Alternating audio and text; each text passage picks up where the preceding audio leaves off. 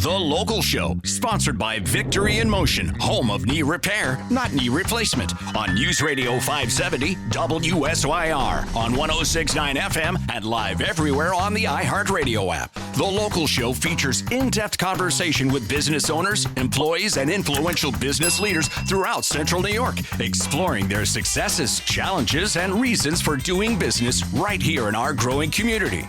The Local Show is produced locally by Zoe Advertising. Now your hosts, Tom and Steve.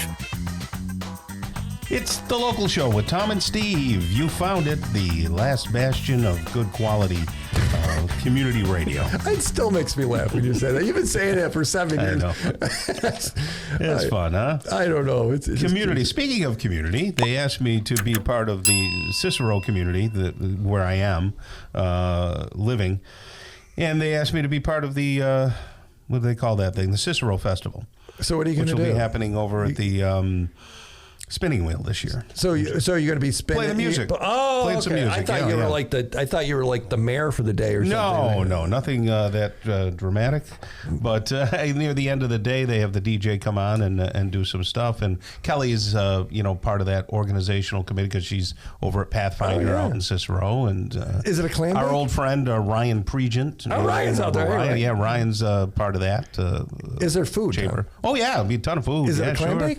I don't think it's a clam bake per se. I could help you carry something in. I could I'm with him, and I'll walk in. You're more than welcome to come up there. I popped in with you gigging several times. Yeah. Everybody knows us up there. I just walk in. Tom's like, "What are you doing here?" We're a regular celebrity. Maybe we'll have Well, from a few weeks ago, you were sharing your irregular, but that was a different conversation. Yes. Oh, goodness gracious. Anyway, it's good to bring back onto the show Matt Dauksza. He is the Chief Investment Officer at Excelsior Wealth Partners. Big topics these days, huh? Yes, sir. A lot of people getting in that age group where they need to know what to do, right? Yeah. Tell people what it is that you do and how you can help them. So we help people transition successfully into that retirement that you're talking about. Mm-hmm. You'd think it wouldn't be too difficult, but nobody's done it before in terms of their own retirement, and they seemingly make some mistakes here and there. My wife made a comment to me. Shut up, Tim? Yeah, well, that was one of them. And after we got through that, she said, shut your mouth when you're talking to me. We were talking about the retirement, and one of her big apprehensions is she doesn't want to talk to somebody about the retirement because she doesn't want to see how far behind we are.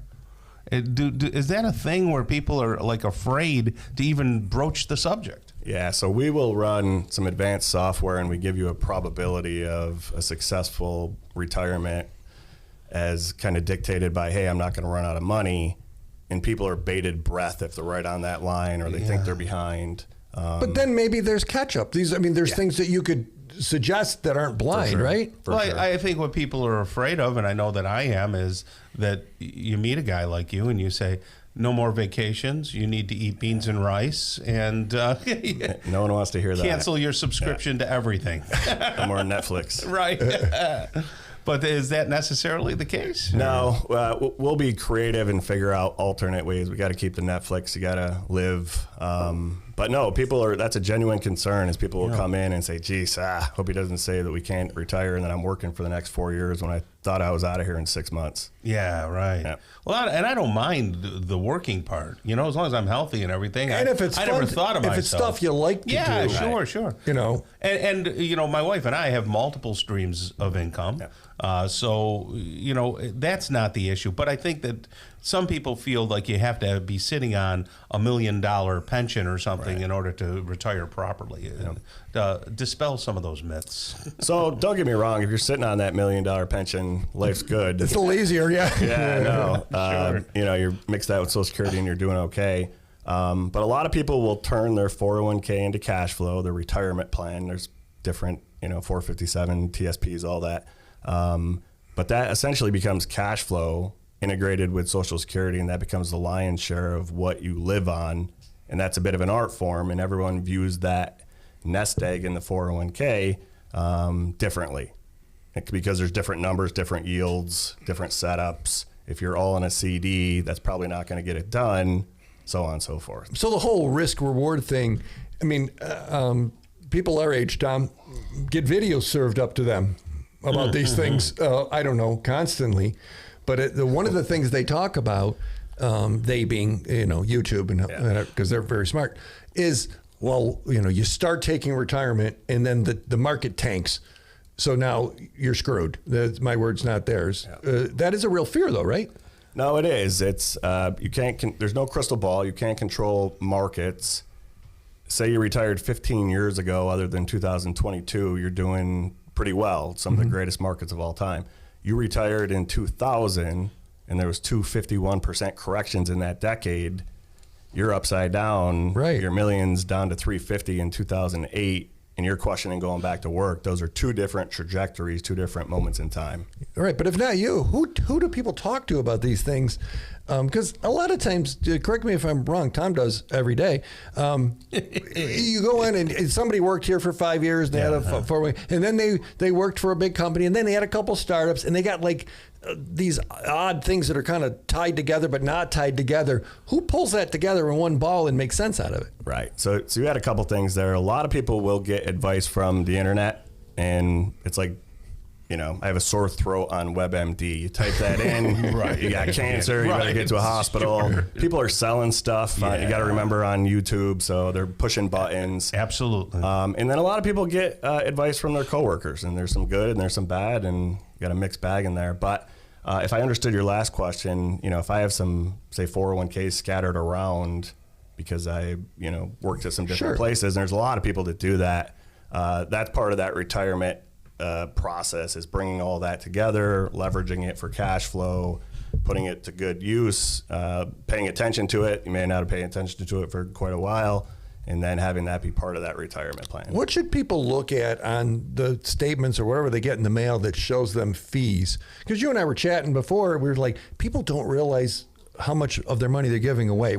How do they encrypt that thing, or how do they de-encrypt that thing? Right. The short answer is you don't, because they don't make it easy. So some of the 401ks will have what they call an admin, and it's customer service statements, whatever, but it's minimal. Your real fees are in revenue sharing, part of that admin, the mutual fund, the ETF fee. Add that all up, and you might be at 1% on a 401k, and you thought you were paying $50 because that's what's on the statement.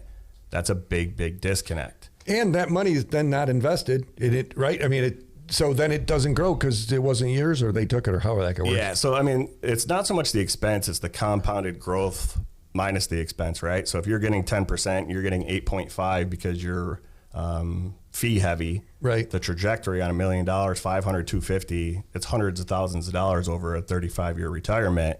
And people don't have the foggiest, because nobody makes it easy for them to know this stuff. Right. I know you got a workshop coming up in Hamilton here in a week or two, and you have regular workshops. But that one, if you wanted to go, you feed them too, don't you? We feed them. Look, that's kind of cool, down to Hamilton Inn. It's an old. But the retirereadycny.com, they can go there, and that's going to take you to Excelsior Wealth Partners. You'll be able to see and register. And there's other dates and times there. For sure. But real quick, what kind of questions would they get answered at an event like that? So we're going to quantify your fees for you. We're going to ask you for some statements, and then we're going to tell you exactly what you're paying. We joke that people in upstate New York are frugal. They still have their first communion money. They won't turn their furnace on till November 1st. Stop looking at me. Whether it's 10 degrees or not, but they don't know, period, how much they're paying in fees, and they don't know the market. That's one of the big ones at these workshops. So it starts with where am I starting?